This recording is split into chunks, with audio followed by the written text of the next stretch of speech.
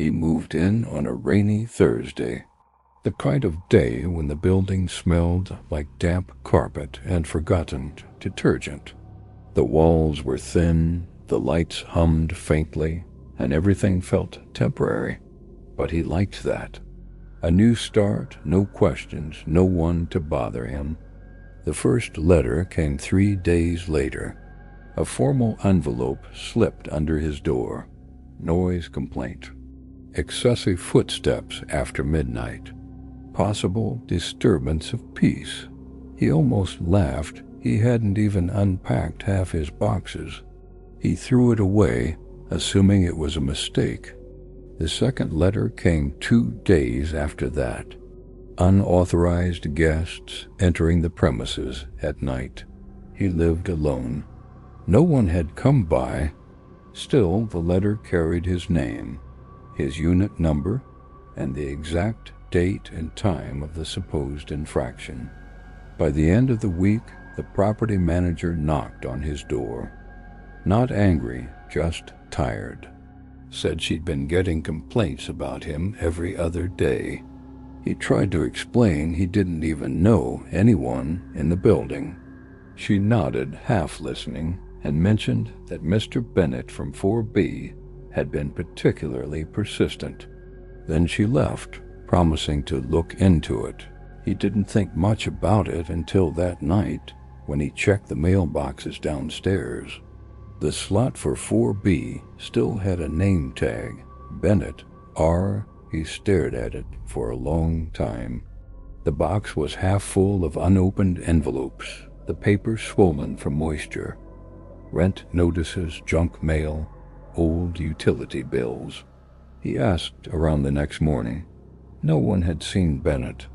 Some said he'd moved out, others that he'd been sick. One older resident shrugged and said something about a heart attack last winter. That night, another letter appeared. Same paper, same phrasing, same printed signature at the bottom. R. Bennett, Unit 4B. He stood in his silent apartment, holding the letter in his shaking hands, wondering who was actually writing to him and how they knew exactly what time he turned off his lights every night. The next morning, he brought the letters to the property office. The manager wasn't there, only a young assistant who barely looked up from her screen. She scanned one of the papers, frowned, and said the complaint system hadn't been used in months. We switched to email forms, she muttered. These are the old templates. He asked who could have printed them. She shrugged. They were all digital. Before I started here, he took the elevator back up, the kind that groaned at every floor. As the doors opened, he caught movement in the reflection, the door of 4B slowly swinging shut. He froze. The corridor was quiet, fluorescent lights buzzing like trapped insects. He stood there, listening. No footsteps, no sound of a lock turning.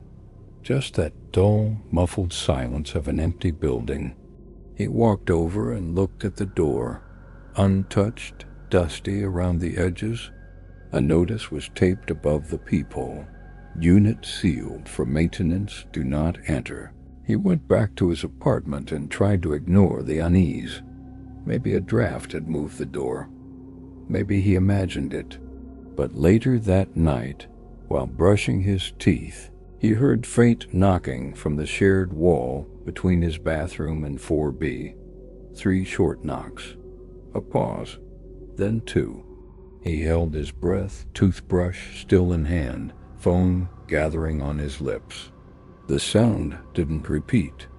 The next morning, a new envelope lay beneath his door. Slightly damp, the paper warped. This one wasn't a complaint. It was shorter, typed unevenly, as if done on an old machine. You were seen entering restricted areas.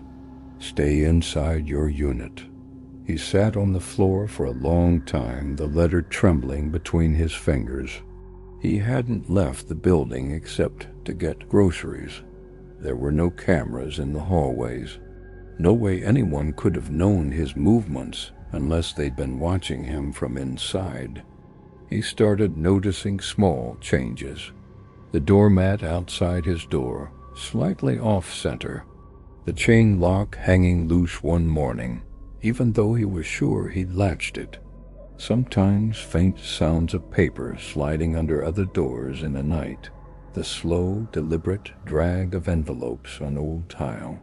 By the end of the week, the manager returned his call. Her voice was sharp, tired.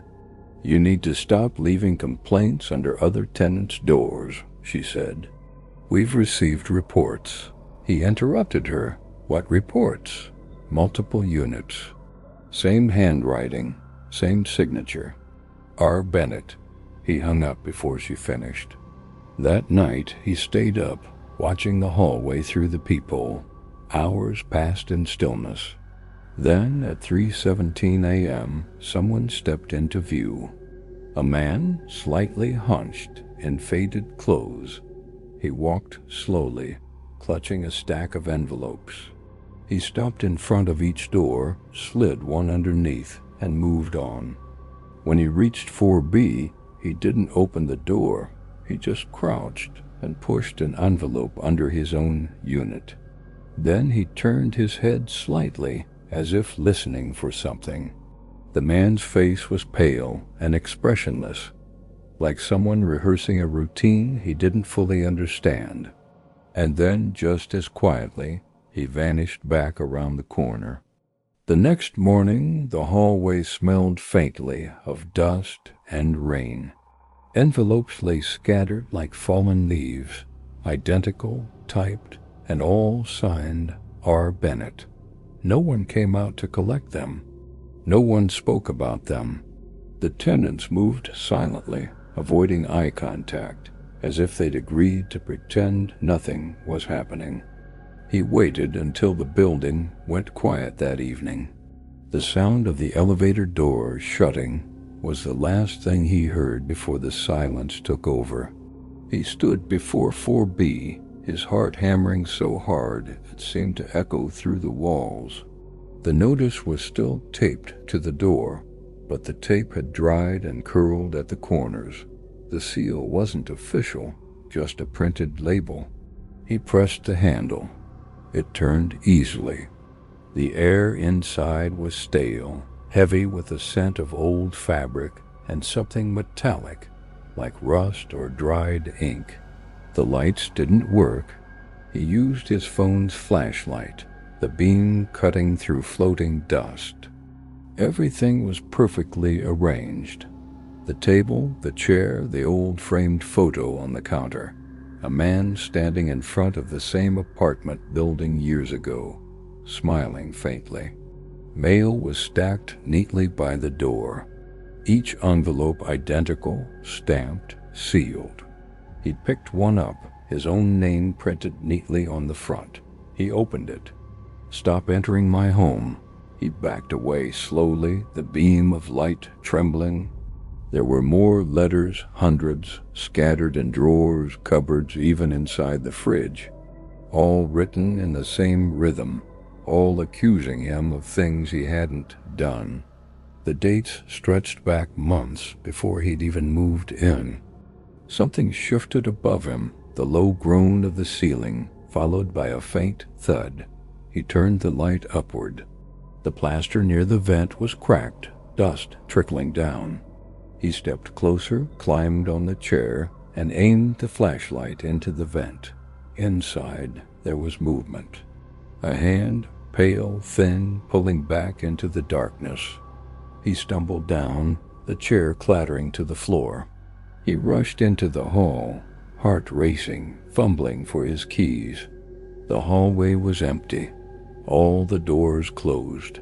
Yet from behind him, inside 4B, came the sound of papers sliding, the same slow drag as before.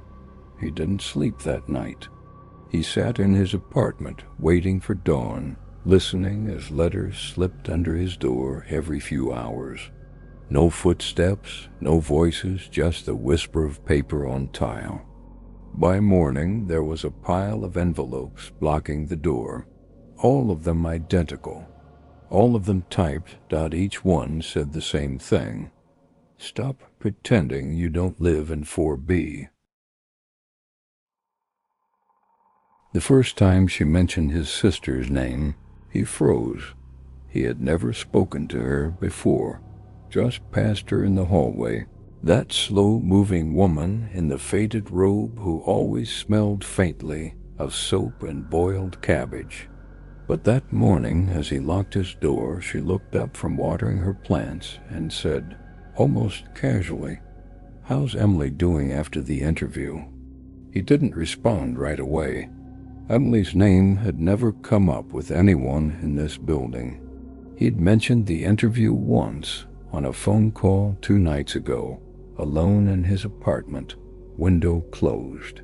He smiled politely, muttered something, and went to work. All day, her voice replayed in his head. He told himself it was a coincidence. Maybe she'd overheard him in the hallway. Maybe thin walls. That night, he tested it.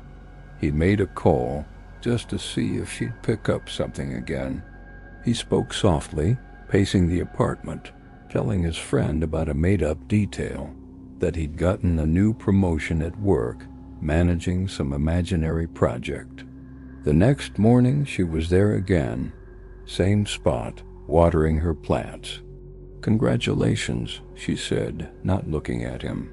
"I knew you'd get it." His stomach turned. Over the next week, it became a pattern. She always seemed to know things that were private. The groceries he ordered online.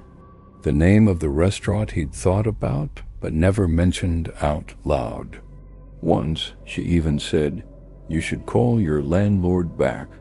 He's been waiting for your reply," before he'd even checked his missed calls. It wasn't just strange. It felt invasive, deliberate. He started checking his apartment, vents, outlets, even behind the mirror. No cameras, no wires.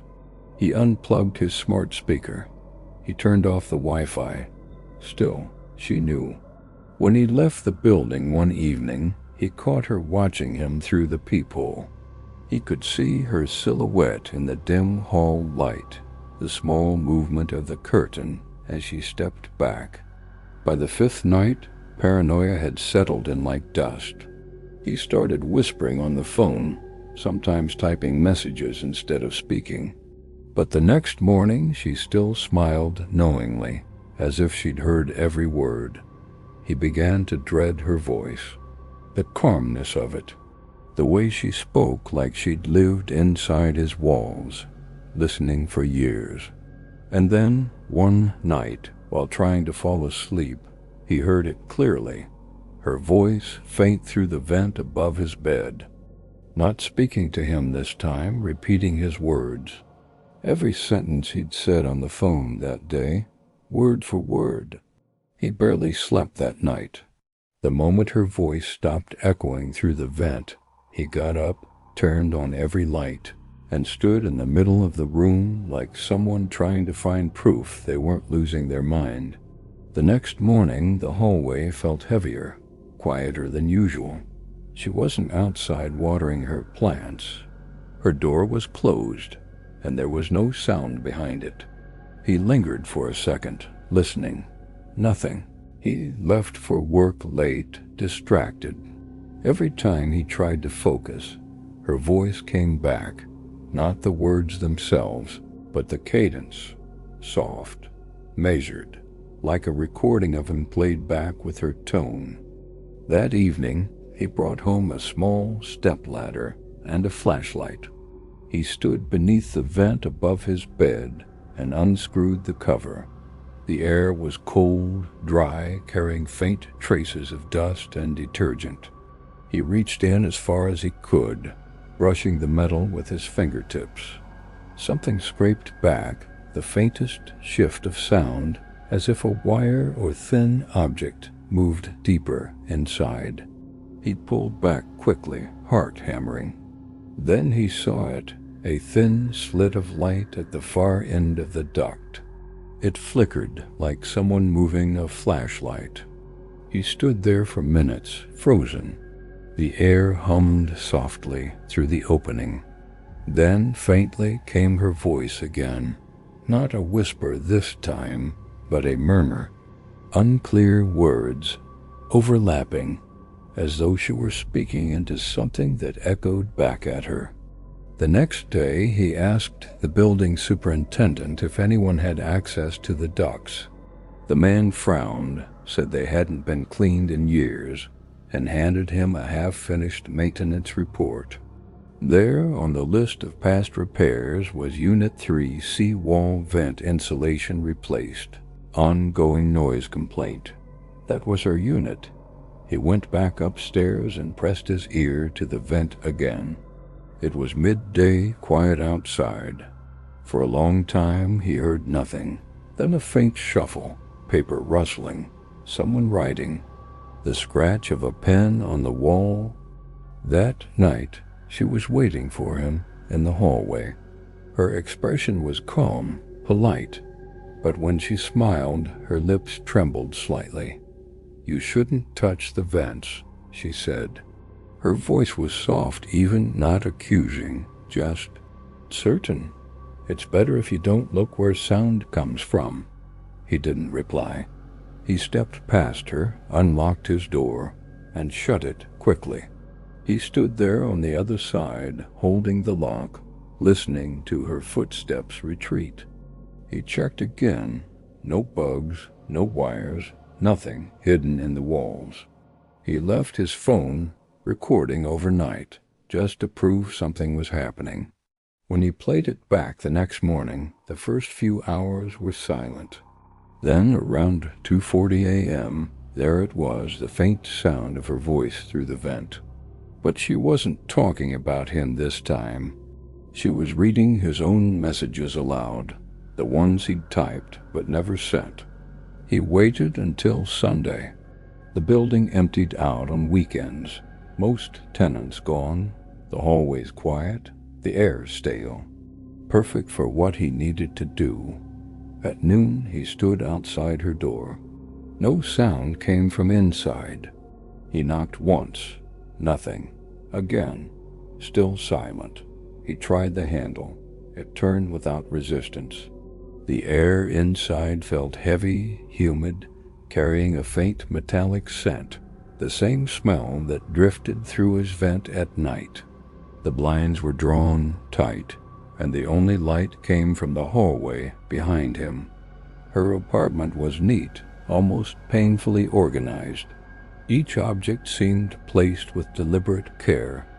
Rows of labeled jars, stacks of folded towels, plants lined up perfectly against the window. But what caught his attention was the wall, the same wall that bordered his bedroom. At first glance, it looked ordinary. Then he saw the vents, 3 of them stacked vertically, their covers removed. Behind them, metal tubing ran deeper than it should have, twisting and branching like veins. Wires ran along the floor, leading to a small recorder on the counter. Its light blinked slowly. He pressed play. A low hiss, then a voice his own. Soft, hesitant. Talking to himself, humming, even breathing. Days and nights of it. Every word he'd ever spoken in his apartment, captured and labeled. He scrolled through the files. There were hundreds. Some dated weeks before he'd moved in. He turned off the recorder, but the sound didn't stop. From behind the wall came a faint whispering, overlapping voices like dozens of quiet conversations happening at once. Some sounded like him, others didn't. All repeating fragments of sentences he'd said before. He leaned closer. The air behind the wall felt warm, pulsing slightly, like a living thing. He stepped back, searching for a tool, something to pry it open. But as he turned, he saw something on the table, an open notebook, its pages covered in lines of cramped handwriting. Every line began with his name. Every line ended with an unfinished sentence, abruptly cut off. Then he noticed the last entry, written differently. He's starting to hear it too. He froze.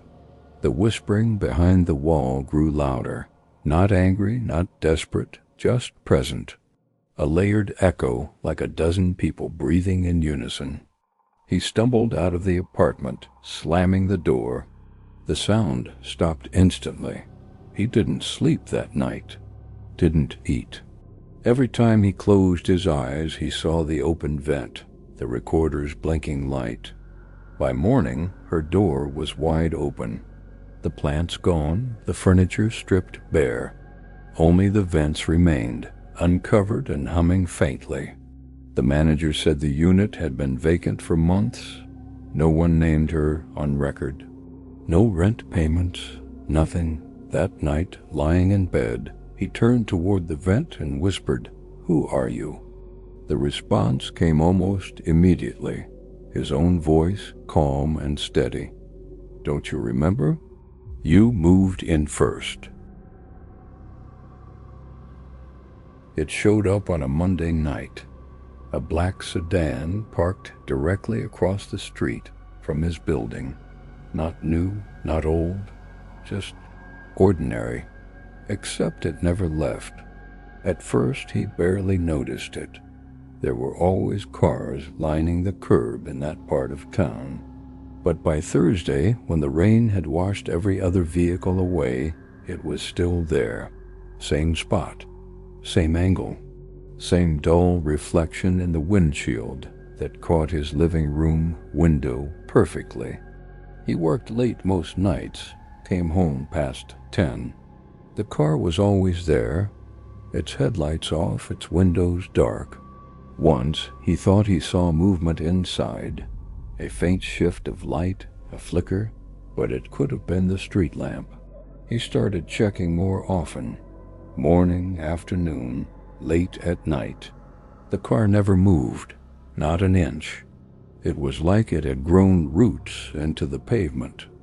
One morning he saw a bright orange sticker on the windshield, a city warning, the kind they put on abandoned vehicles dot by evening. The sticker was gone. That was when he started to feel watched, not by the car itself, but by what it might represent, a steady gaze, unmoving, patient.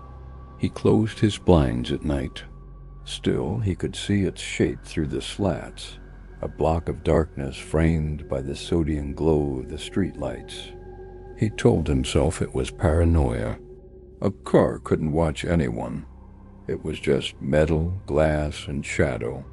But then, one night, while scrolling on his phone, he caught his reflection in the window and realized the glare from the car's windshield was reflecting directly into his living room, straight onto the spot where he sat every evening.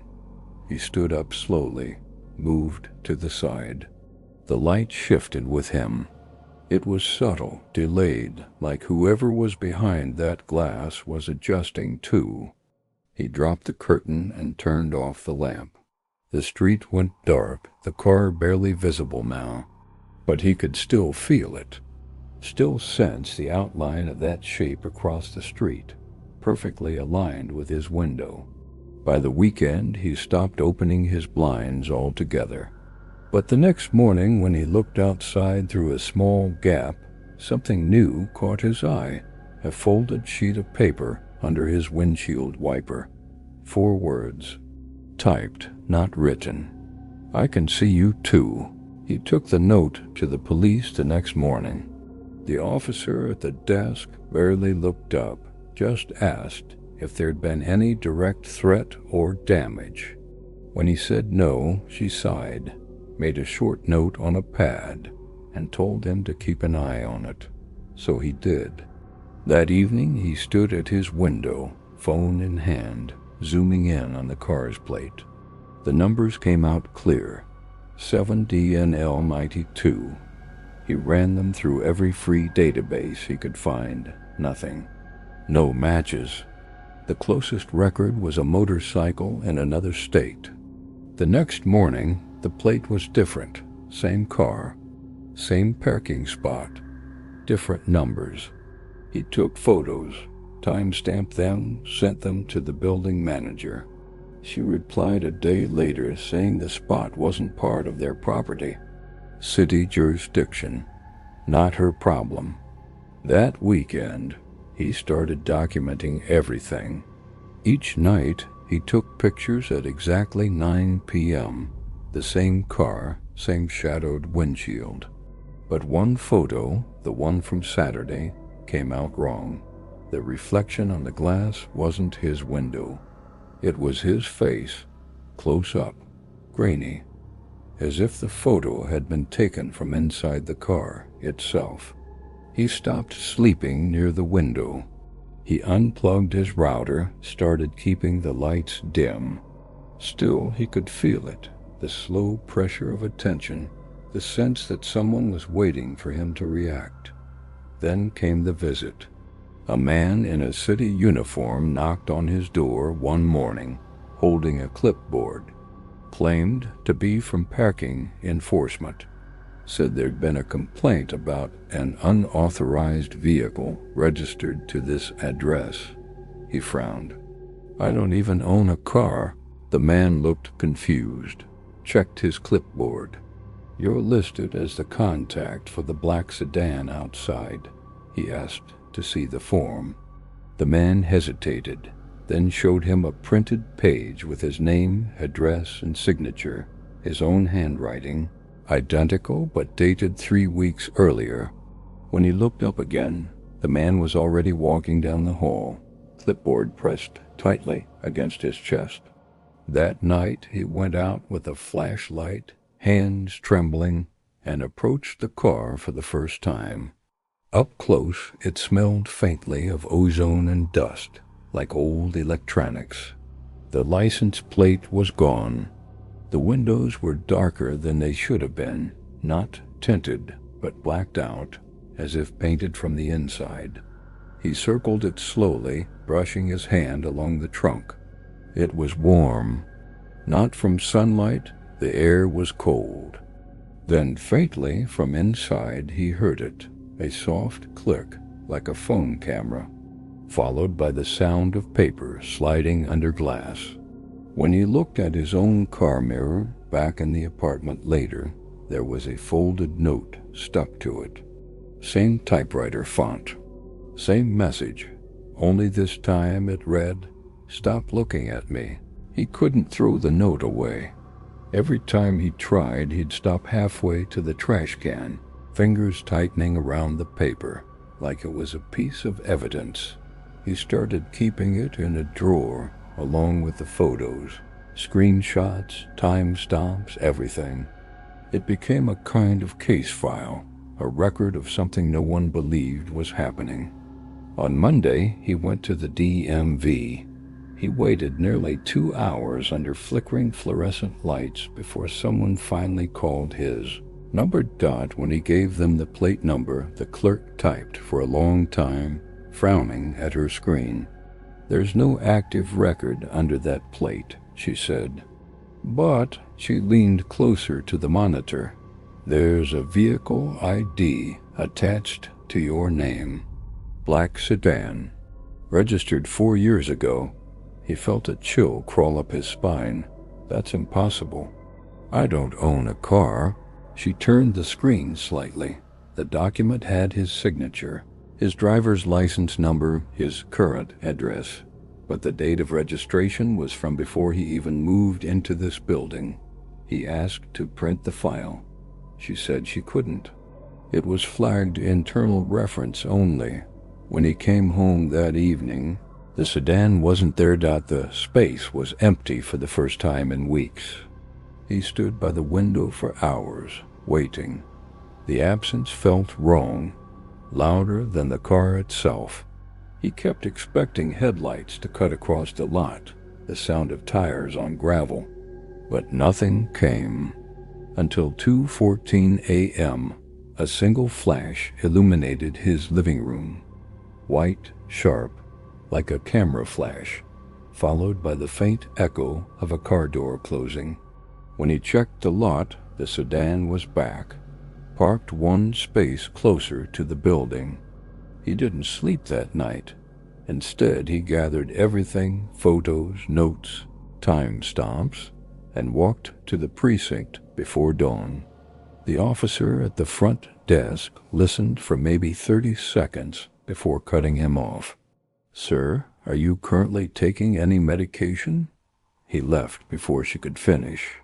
By the time he returned home, the file folder was missing from his backpack. Not stolen, just gone. The zipper was still closed, the bag still sealed. Later that evening, he saw the car door open for the first time. Just a crack, barely visible through the glass reflection. He zoomed in on his phone camera, but the inside was pure black, a perfect void.